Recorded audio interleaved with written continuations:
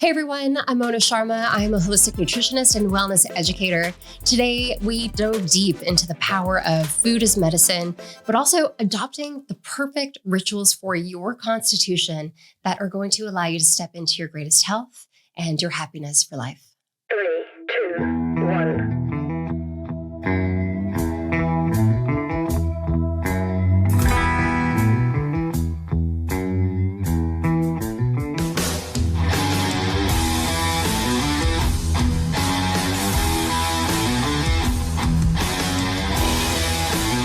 Excellent. All right. I'm new. It's so good to have you here. I was thinking I was going to make like a cryo joke because that's the last time I've seen you is we're freezing our health off basically. But welcome to the show, Mona. Thank you so much for being here. I'm so thrilled to be here. And I'm so thrilled that you let me trick you into hanging out with me and going for cryo. We all need more of that. I love the whole concept of getting to know somebody more and doing so in an environment that is really in alignment with things that I want. And we're like supporting individuals, but the relationship at the same time, like in a very healthy way, doing cryo, getting IV drips, getting smoothies. We're solidifying a healthy relationship from the very beginning.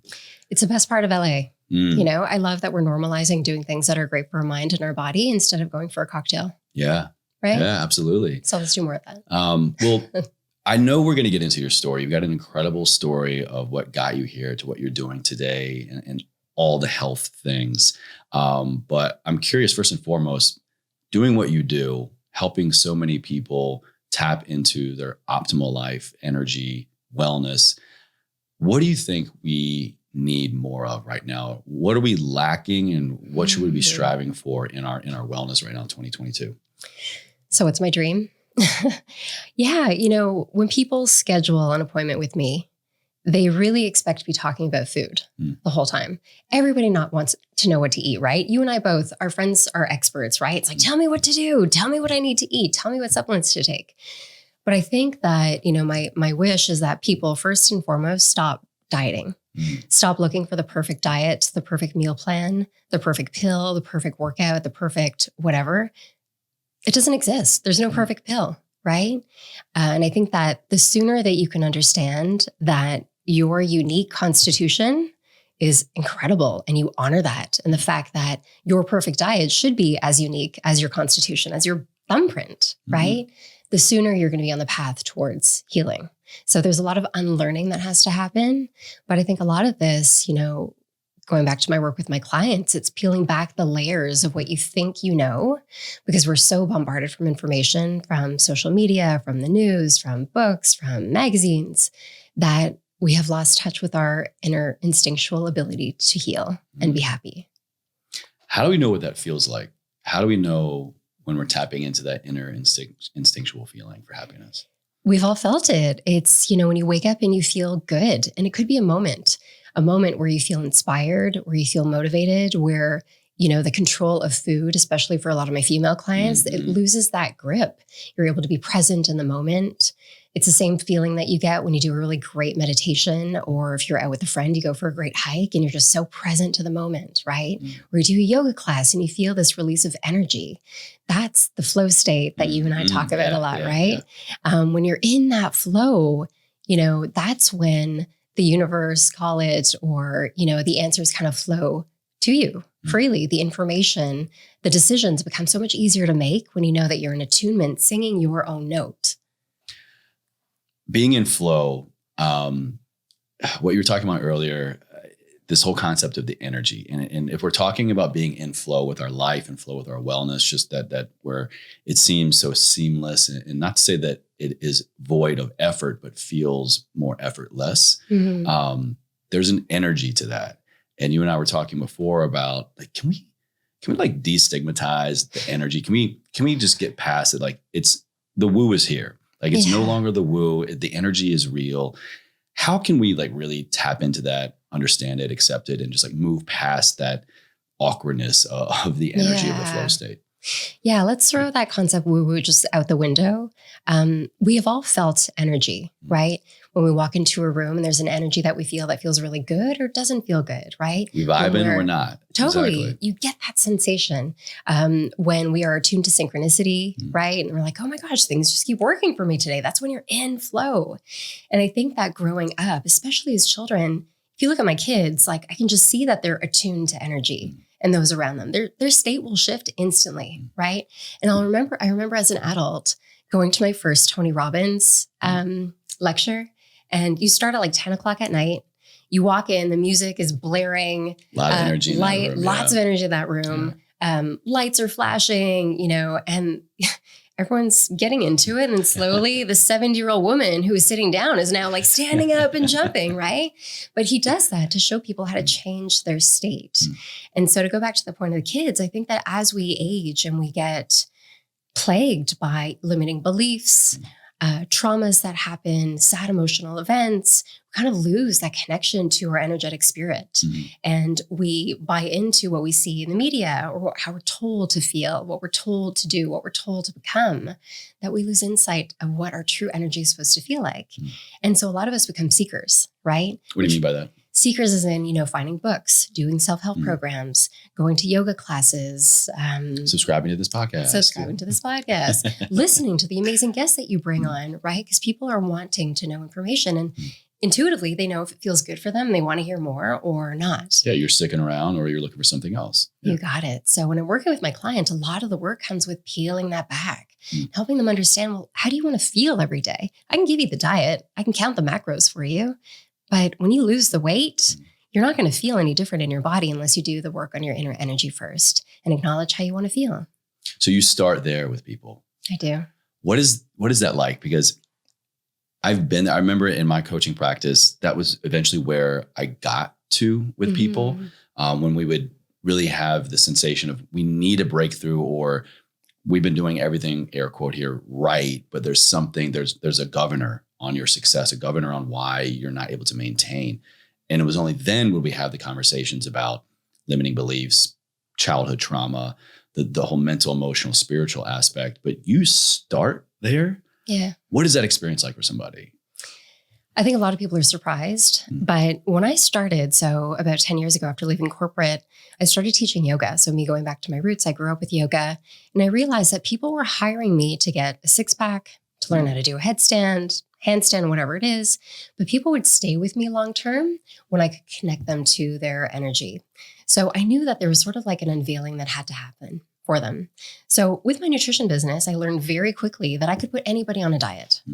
I could send them off and it was hit or miss whether or not it would work for them, right? That's the easy part. That's the easy part. The templated part, right? Totally. And gosh, I love working with professional athletes because you tell them to do something and they do it. But for the majority of the population, it's hard to stick to new rituals and, eating patterns and calorie restriction and stuff like that. So what's the thing that causes them to, I hate that expression, but fall off the wagon, right? And so in my first call with them, I really determined what their core value is. What's the core value that you want to feel every day? And it usually is on the scale of vibration, right? Do you want to feel happiness, joy, love, more peace? Or are you stuck in feeling stress, anxiety, worry, tension, sadness, depression? Right? Are you actually linking those terms there with like feeling and vibration, feeling and energy? So you're already helping them kind of connect the dots of an emotion and sensation to an energetic expression. There's an actual chart. So I pull out a chart of vibration and how emotions will rank on that energetic chart. Wow. Okay. And before I do that though, 90% of the people that I work with will never even say the words love, happiness, peace. They'll say things like more energy, more productivity, more success, more motivation. I want to get up and just feel powerful or great. But they're so detached from, well, what's the feeling behind that that's going to keep you there? What's the driving force behind that? Exactly. What's the driving force behind that? And once I can kind of remind people of like, oh yeah, it's the feeling of love. I just want to emanate love. And how great would it feel if I like loved myself and I could like love other people and serve more or just feel a sense of peace when, for some people that I work with, they had trauma when they were 6 years old. Right. And so they've been living and making every single decision around keeping themselves safe. They don't even know what the feeling of peace is like. But yet they want to go on a hardcore diet and a hardcore workout program and biohack the crap out of their life, right? It's like, no, let's go back to that feeling, right? And it's painful and it's deep. And I ended up becoming an NLP practitioner, so neurolinguistic programming, so I could dive deeper into this. But then understanding, well, what was the decision that you made about yourself when you were little that shifted the way that you live your life? What's the false belief? And I know for me, when I was like 6 or 7, a feeling of not being good enough. And so my entire life, I was like this, triple A achiever that I had to just overextend to be good enough, prove to myself that I was good enough, right? And the work still continues. But when we go back to that, it's like this awakening that happens. Like you finally understand why you were choosing either the self-destructive behavior, why you're constantly seeking the new coach to follow, the new guide, the new leader, whatever it is, right? When all the answers are within. And when you find a really great therapist or coach, what do they all do?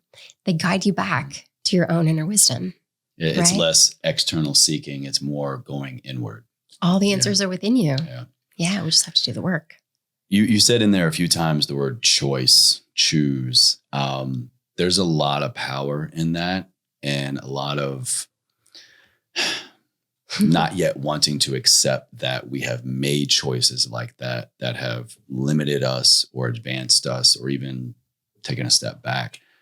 How do you help somebody navigate that realization of maybe why they're not where they want to be in life, where they're not want to be in their health, their wellness, their body composition, whatever? There could have been, most likely is a choice you made consciously or subconsciously. How do you navigate that? Because that means you have to take ownership of that, right? If you want to change it. Exactly. Yeah. Like the state of your life right now is the result of all the choices you've made. And you've got to own it. And I think sometimes I could even say, like, I went through a decade of my life where I was making choices that were like Band-Aid solutions to try to just like, I'm not going to deal with that right now. I'm just going to keep partying Easy or fix, make more money, do this, do that. But it's a result of the choices. So once you take ownership of that, and something as simple as going to your fridge, right? If you're so upset about your weight, look at your fridge, right? Your fridge should be your greatest healthcare policy. Full of choices you've made. Full of choices you made that are Yeah. either driving health and happiness and energy every day or driving imbalance and sadness and all of your fears around stress, because food is information, right? So using a simple example like that, and people are like, oh yeah, they're really able to take ownership in every moment of every day. Is realization of these choices and the empowerment to make better ones, would you say, is that the step towards finding your flow, being in flow with your life, your wellness? Yeah, I think this is really what, this takes me back to growing up in an ashram. So, can you describe that a little bit for the audience, please? Yeah. For sure. Okay. So my dad's Indian, East Indian. My mom's from Denmark. I've only ever known my mom to have debilitating rheumatoid arthritis. So it's an autoimmune disease. Her whole body is just deformed, right? But with my father's insight around Ayurveda, which is an ancient Indian philosophy for healing the body using food and movement and herbs and stuff like that, he would take us to live at this ashram. And ashrams are spiritual centers where they really focus on food as medicine, living outside, being in nature, tuning to your nature, using herbs and spices, meditating, yoga. These are all the things that we now seek. I seek as like retreats and little one-off things, but like there are people that just live this way. And that's how you were kind of brought up, right? This is what's so fascinating about today though, right? This ancient wisdom that we're going back to. It's like stripping down everything and going back to basics, right? Yeah. So growing up, I'm not going to lie, when my dad would tap me at 5 o'clock in the morning to go and meditate for 30 minutes, it felt like torture, right? My friends were going to summer camp and playing and doing all these things, and I had to do yoga, right? But growing up with that insight obviously was the most incredible blueprint for me. In my 20s, I threw it out the window completely. I went and I partied. I got a corporate job. It was in fashion. So that whole fashion lifestyle is something that I really lived. I experienced a lot of sadness. So it eventually led to me being, getting debilitating heart palpitations. I was put on beta blockers for them, which caused me to gain 45 pounds. I had PCOS. I was told that I was going to have a hard time having children. And that was like a good decade of doing that work. And then finally, I was in my second heart surgery. I saw my second heart surgery, everybody. second heart surgery. Yeah. And this is in my 20s. Wow. I was looking at my heart on a massive screen because you're awake for the whole thing. So they need to pump you up with drugs to try to induce these palpitations so that they know where to do this ablation. They burn off this, they call it an extra electrical node. And hours in there, and the doctor finally said to me, well, we found it, but you know what, if we go through with this, you'll probably have to wear a pacemaker for the rest of your life. And in that moment, I'm like, what the hell? Like a pacemaker for the rest of my life? And my life just like flashed before my eyes. I remembered my upbringing. I remembered my mom trying every single thing under the sun that she could do to reduce her pain. The motto in my house growing up was eat it, it's good for you, or drink it, it's good for you. Like my mom would make me plug our nose to do all these things. But I guess I had to go through my own lesson, right? And so after that surgery, I quit my corporate job. And it's like that typical corporate burnout that so many people suffer from. And I went back to the ashram. This time I was in the Bahamas. I became a yoga teacher, a meditation teacher, and I lived at the ashram for 6 weeks. And it was just like a complete stripping of the version of myself that I thought that I knew, right? And going back to these rituals at the ashram that are really founded upon healing, sitting in silence, but again, going back to your inner nature, right? Doing the work, listening to what's bothering you inside, listening to what's guiding all of your decisions, right? And so growing up at the ashram, it's the rituals from the ashram that I really bring back for my clients. So to go back to your question, you know, your guiding light question is simply to ask yourself, is this nourishing me? Or is this depleting me? There's people who have corporate jobs and they work really great at high levels of stress, right? I don't need them to, you know, go to the ashram for 6 weeks, but how can they take the rituals from the ashram and bring them into the city? This is what I've done for a lot of my clients. And well, what is it? You can meditate at home. You can practice yoga at home. You can eat great, you know, nourishing, healing foods at home, but you have to set the stage, right? So looking around your house, is what you're looking at, is it cluttered? Does it bring you a sense of peace, relaxation, or does it cause you stress? The food that's in your fridge, the way that your cabinets look, right? Is it nourishing you and the version of yourself that you want to feel, or is it depleting you? So just going through every step of your life, all of the rituals that you have that you can replace with something that fuels a version of yourself that you want to feel, right? What feeling are you feeling the most right now? Is your ashram set up? Are you established? Are you just tending to the garden? Or are you adding on a new room? Like what emotions, what feelings are you preserving and keeping? And what are you currently striving for? Oh my gosh, I feel like I keep peeling back the layers. So I would say the past 6 months especially, I've just gone really, really deep into doing the work that I know is still there, right? So when we talk about these emotions living within your body, you and I talk about this too, right? Like we're very aware of things that have happened to us in our lives that cause an emotional reaction. And choosing to continue to become more aware of those as Absolutely. well. Yeah. It's not enough just to have the one realization. It's a cascade. It's a cascade. And, you know, when I work with clients again, we address these emotions and we realize, well, what's the emotional response? Often there's a lot of tears. If there's a lot of tears or anger even, it means that those feelings are still alive within the body. If they're still alive within the body, what is that doing? It's causing inflammation, that really big buzzword these days, right?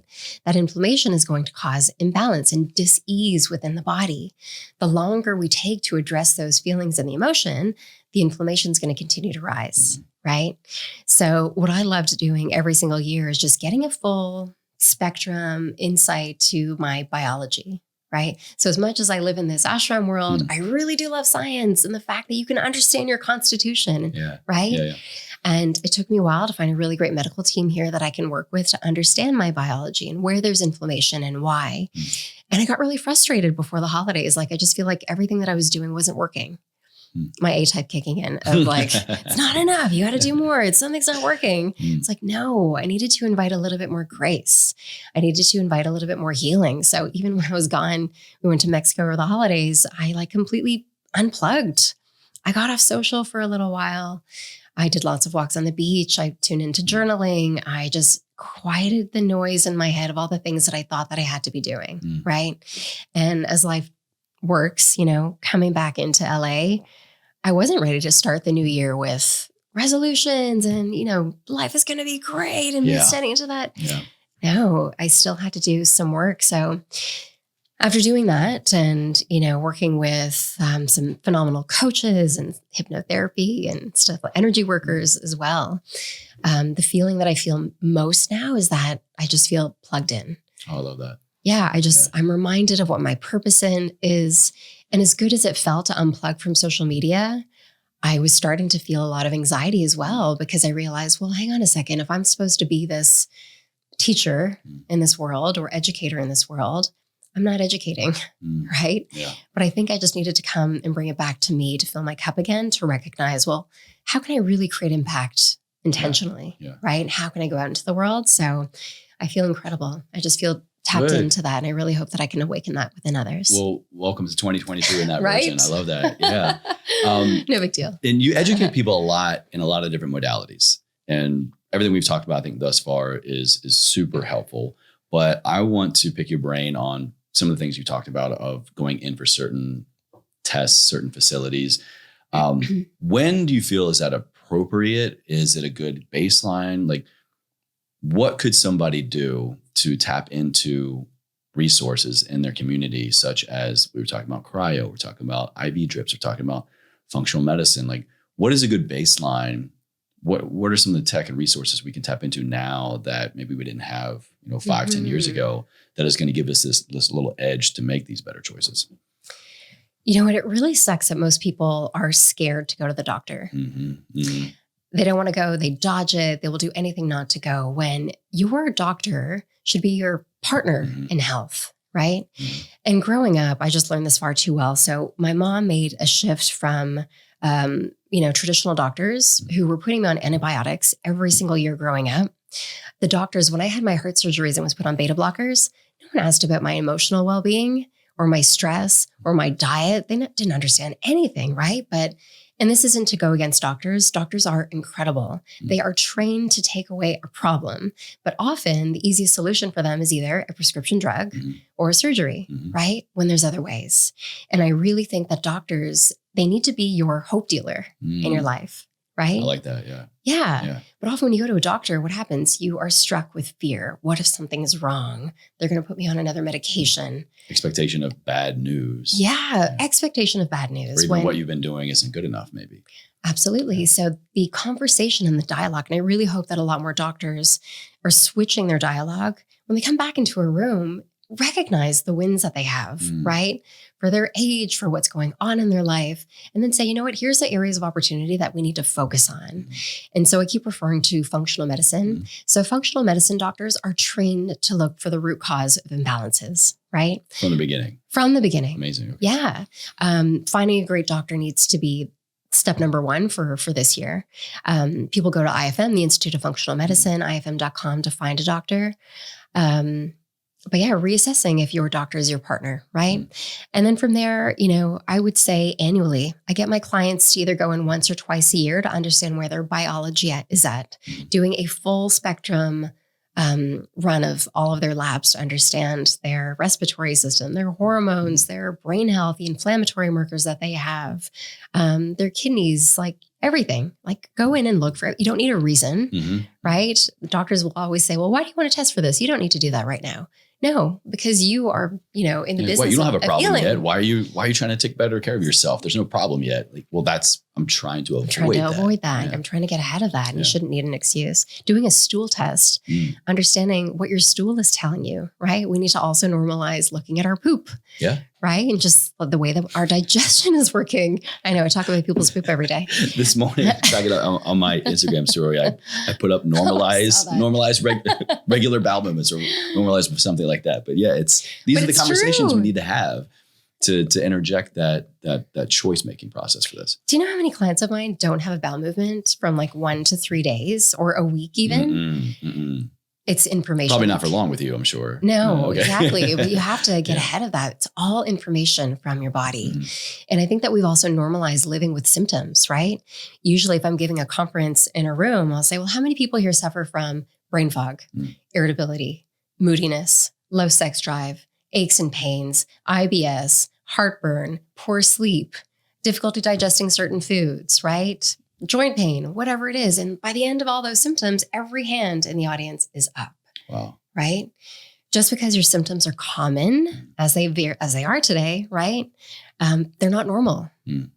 So if you're living with a symptom, it's a signal from your body to say, hey, something's not right. Listen up. Time to make a change, right?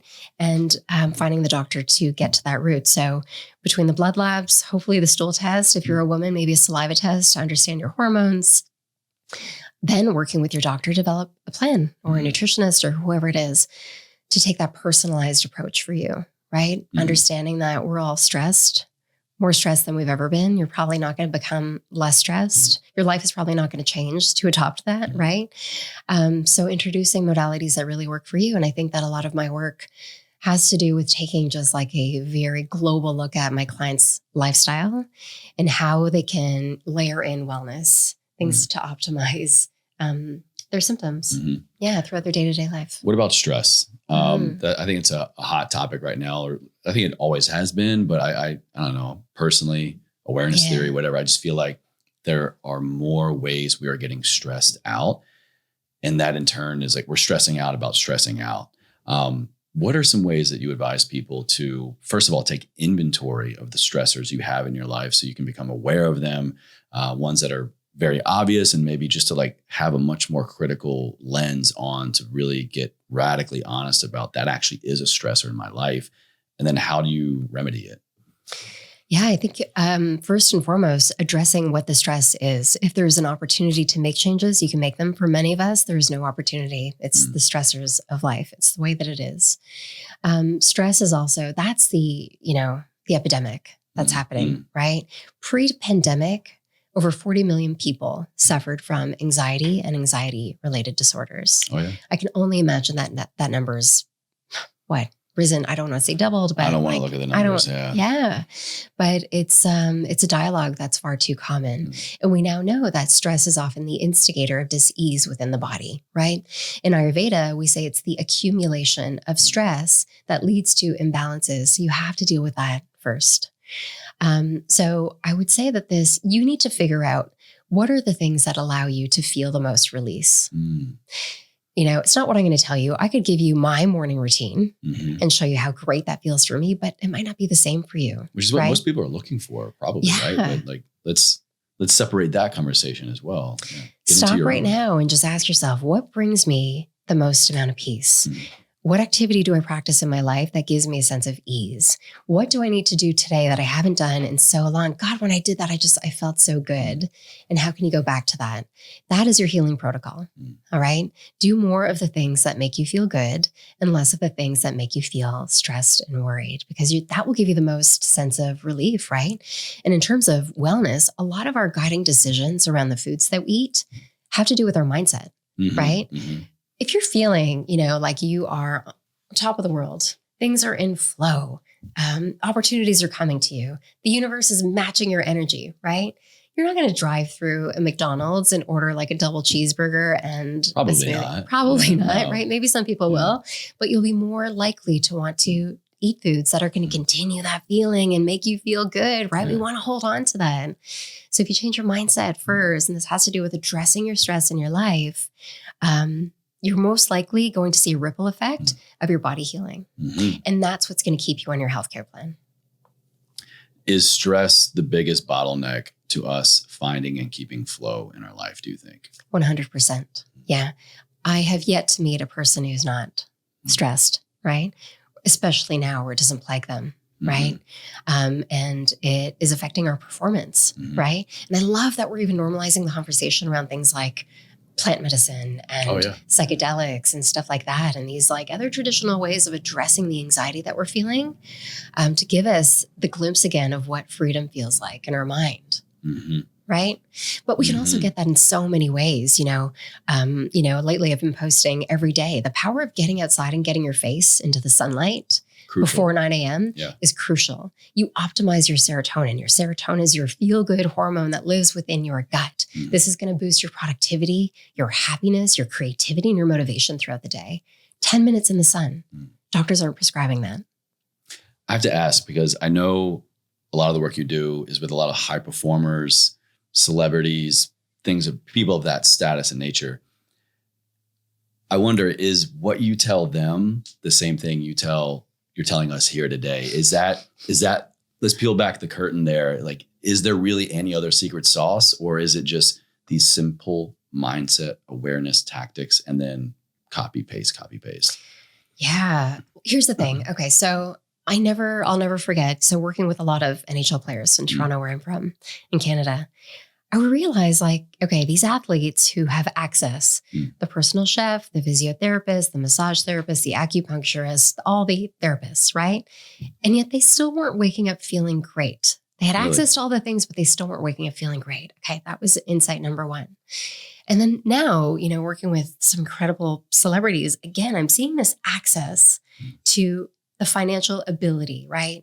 And it's really frustrating when I work with people who can't afford healthy food, who can't afford these modalities that I'm talking about. And it should not be a luxury. You're removing so many barriers to behavior change that typically are people's primary excuses or reasons why, what excuse or valid, I should say. Absolutely. Yeah. But the evidence is there, right? Right, yeah. So when Will Smith brought me on to the Red Table Talk with Jada and the whole family, we ended up doing all of their testing. We ended up testing their genetics. We ended up testing their telomeres. The telomeres tell us the difference between your biological age versus your chronological age.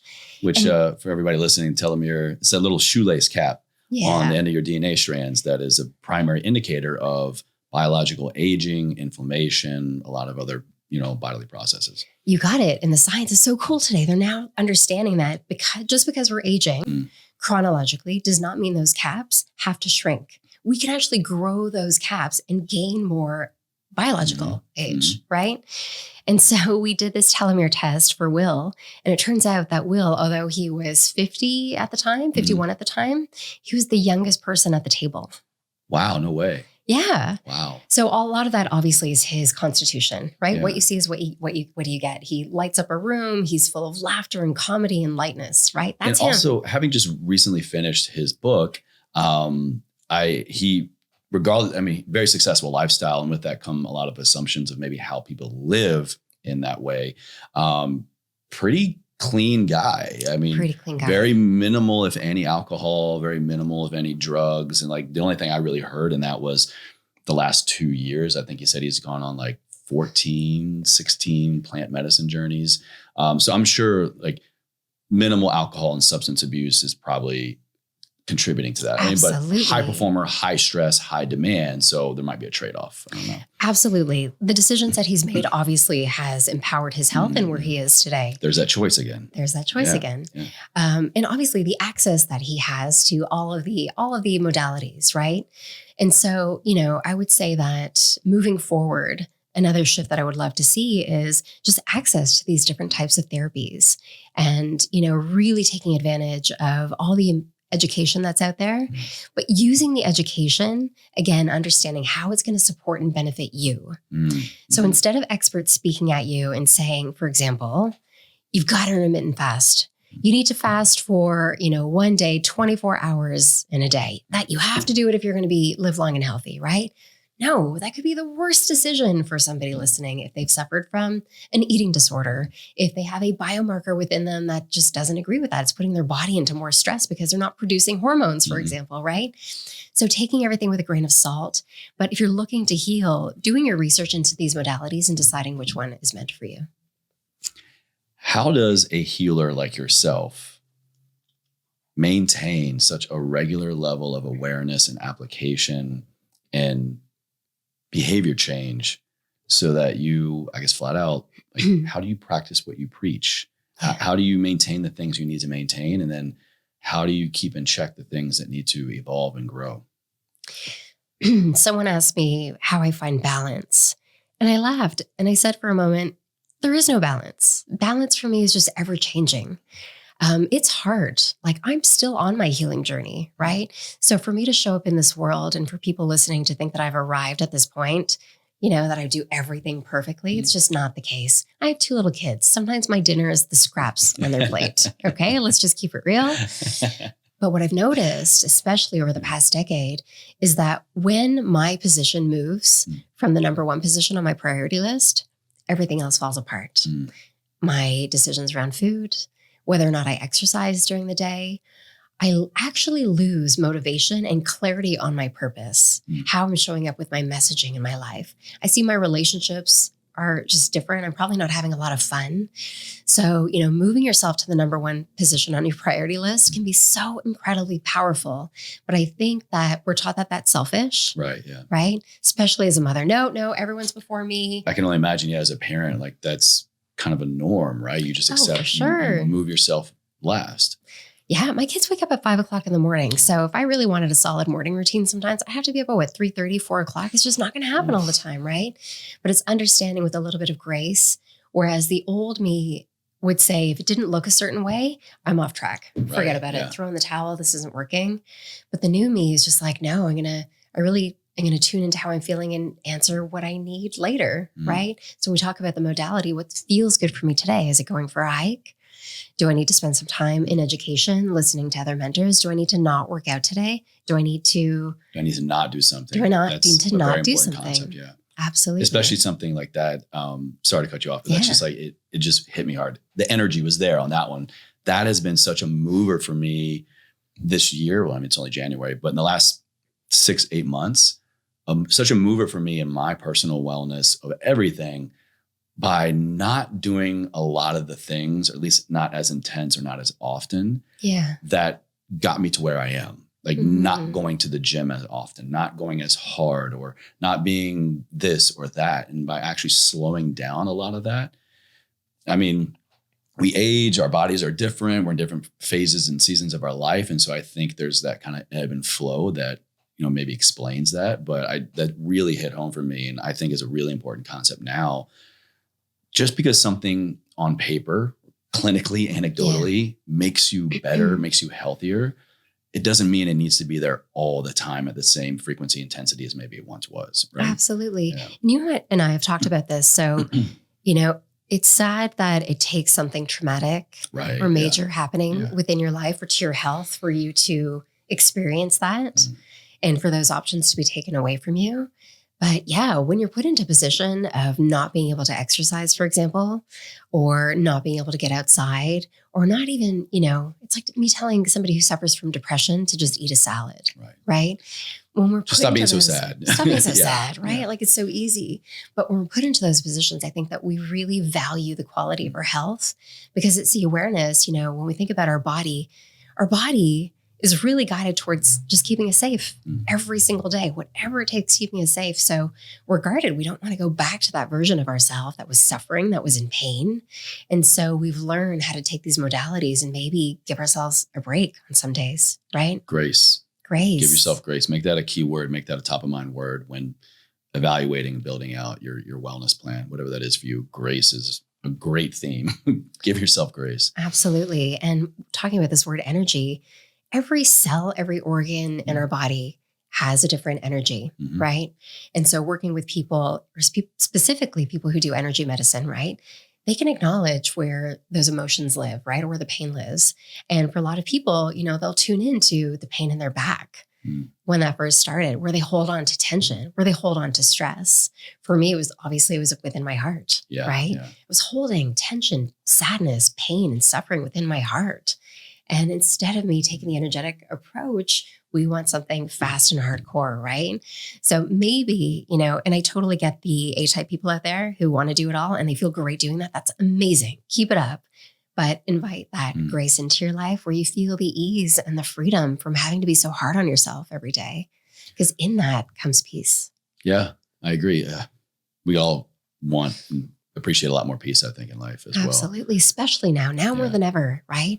Our mindset and the way that we feel every day needs to take priority every day. We need to return to that. We need to have the conversations with others within our community.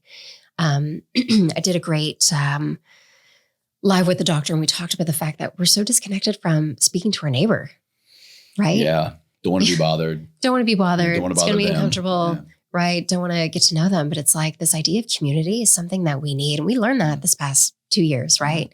Not having access to community, not having access to being in front of people and connecting with other human beings, right?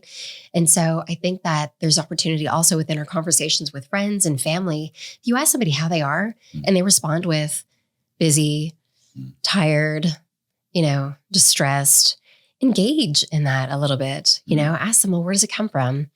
What can I do to help you today? Yeah. What would make you feel a sense of peace? Like just for 5 minutes, let's just go do that right now. Right. Instead of, oh yeah, I'm so stressed too. Life really sucks right now. Things are really, really hard. Yeah. Life is really hard right now. And we probably have another year of a lot more hardship and a lot more recovering from just the pain that has been within our lives, but normalizing those conversations, right? But speaking and connecting with those around us. I'm here for it. I'm having conversations you and I are great at that. with anybody and everybody that I can find. But you also bring up another really good concept, an important concept. So we've been talking so far a lot about things that we can do for ourselves to better ourselves, to kind of build and maintain that flow of our wellness state. But for longevity and for reality, we need, I believe, to foster a community along the way to support that, to support us and for us to support them. Community, friendships, but also family. I'm curious, as a family person, you have children, you have a spouse, I have a spouse, no children yet. But sometimes when you're on different paths in a family, the flow is off. Yeah.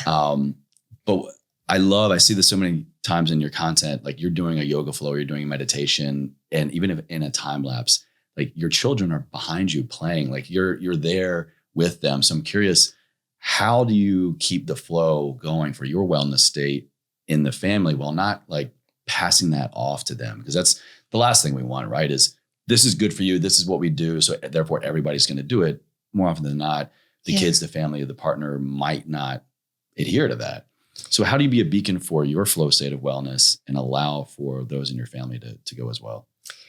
Gosh, my children have become my greatest teachers for sure. And I remember when my son was born, just the feeling, you question, how was I raised? What did my parents do for me? Often we say a lot more like, yeah, my parents really, made me suffer, right?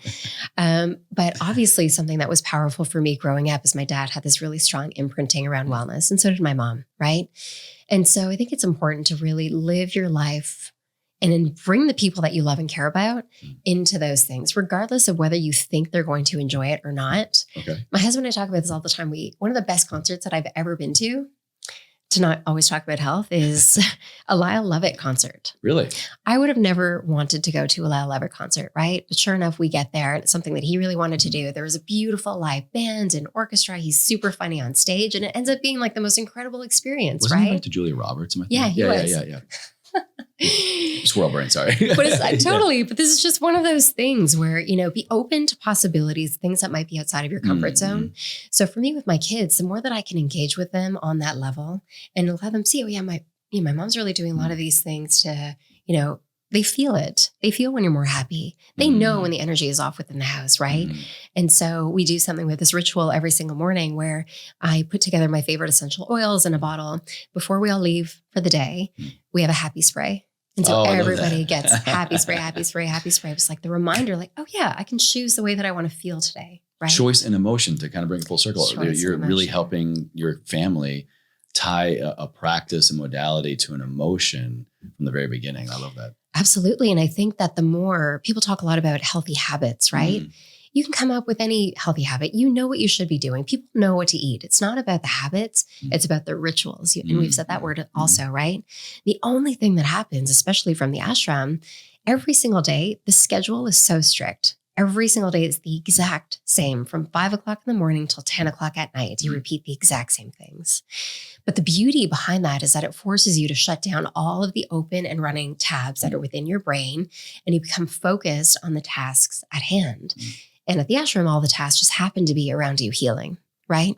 So when you can take these habits and turn them into rituals within your own home, you're going to live the emotion that's going to impact your health the most, right? There was a study too that I loved reading about with the power of ritual.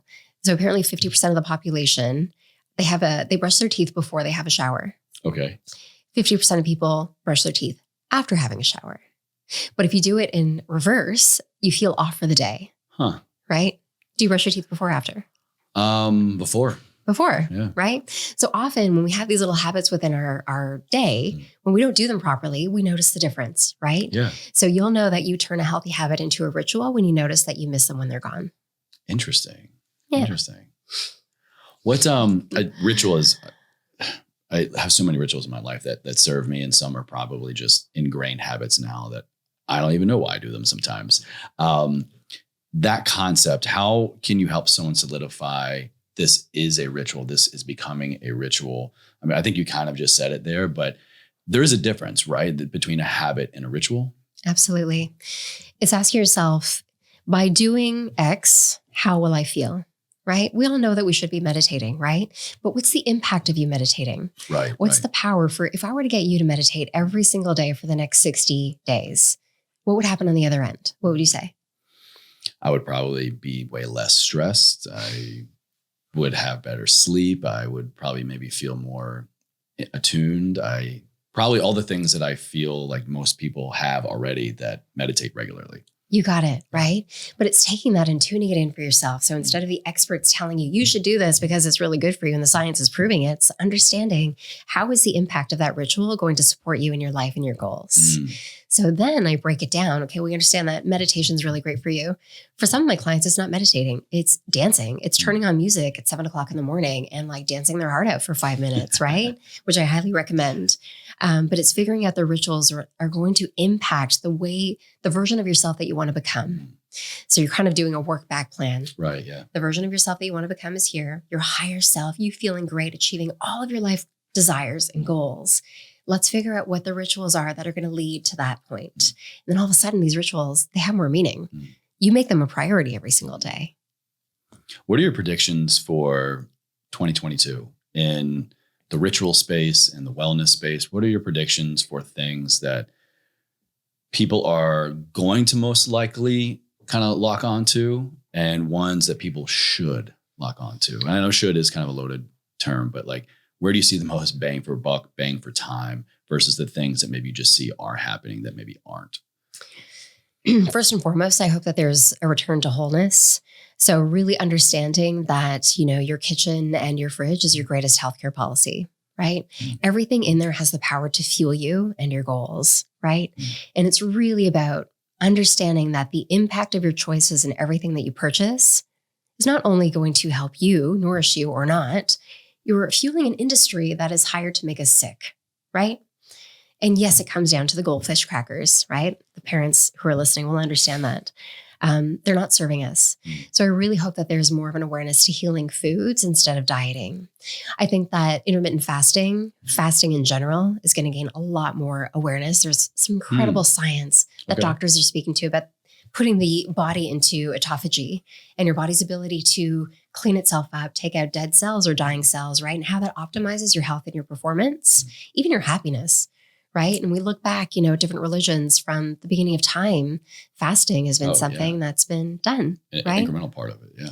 Yeah, but instead of diving in, work with somebody really, help you optimize the fasting schedule that's best for you. And then I think biohacking, which is like so fun. Figure out the biohacking modalities that feel great for you.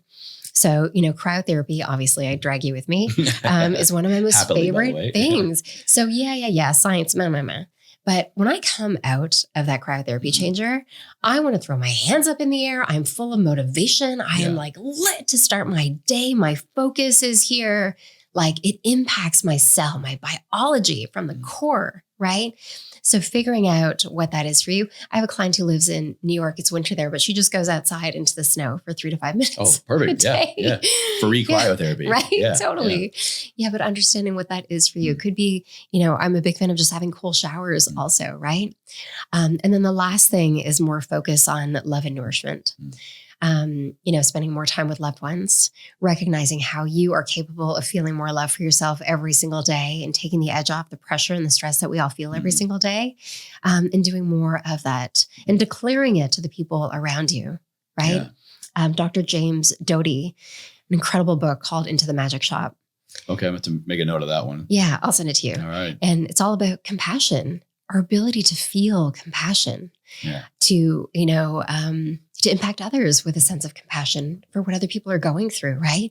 These are the things that need more awareness if we're really going to get out of, the epidemic of stress and anxiety that's come upon us. I agree. I love it. And one thing I'll add to that is IR sauna too for me. That cryotherapy, just to drive home the point of things that I've tried that when I step out of or when I'm done, it's very noticeable. I'm like, yes, this, like, I feel amazing. And I've tried a lot of other things that I see a lot of other people do that they rave about, that maybe there is even a lot of science to support, but it doesn't light me up in the same way. Yeah. Yeah. And so I think it's a very important concept for people to take note of, like, just pay attention to the things that light you up, but also make you feel better, that you can adhere to, that you can just be happy about. Totally. And share. And here's the thing too, because I can hear some listeners saying, yeah, but it costs so much money. It's so expensive to do those things. When you go grocery shopping, buy less of what comes in a package and buy more of what doesn't have an ingredient label. I promise you, your grocery bill will go down. Spend an hour on Sundays doing food prep and you'll have more money to spend throughout the month. More time too. Right? Yeah.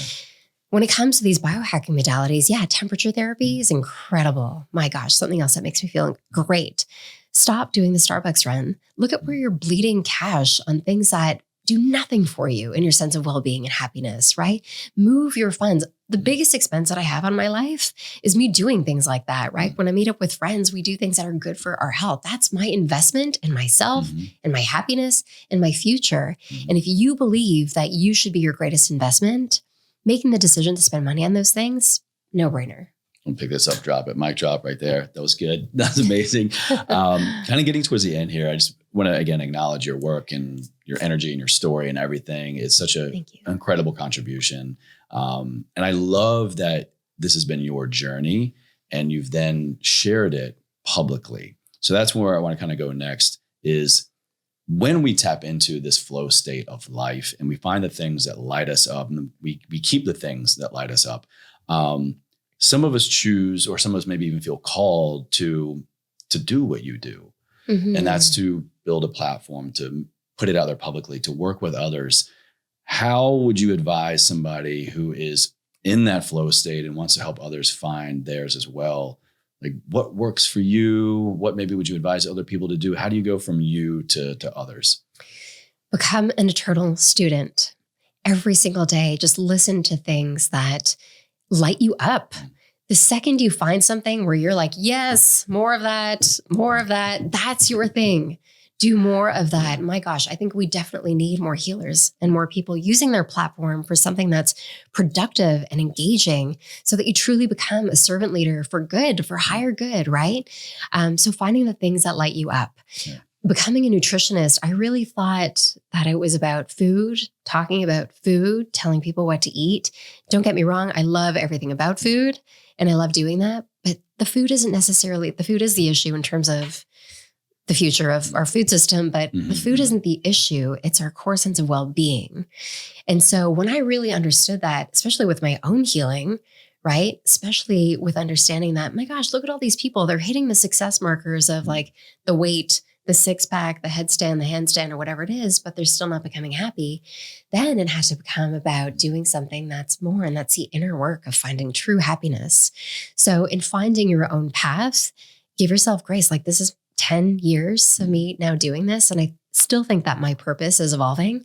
Right now, I'm just in a really great groove of my yes, of what's like igniting me and empowering me to like deliver more messages about how other people can feel great. And I really would love community. Like, how great does it feel for us to be able to surround ourselves with community of people who are engaged in the same things, right? It's invaluable. Yeah. So being intentional about that every single day, whatever that thing is that feels good for you, ask for more of it. The universe has this incredible way of conspiring in your favor when you believe it, for the opportunities and the people to come into your path. And I think that's probably why we're sitting here today. Absolutely. I mean, because of community is why we're here, and because of mutual friends and other, internet crossover things. It's just, when we're leaping into, when we're even just becoming aware of our life and the things we want to do to improve it, when we're changing our energy state and building our flow state, we become more attuned to the things that are in flow with that. And that's exactly what landed us here today. Absolutely.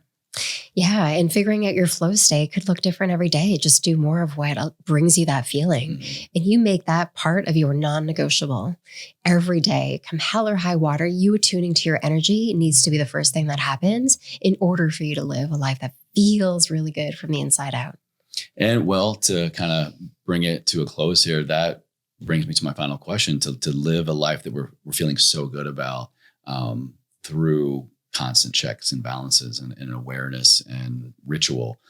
That's what I say it means to live a life ever forward. What do those two words mean to you? How does that land on you here today?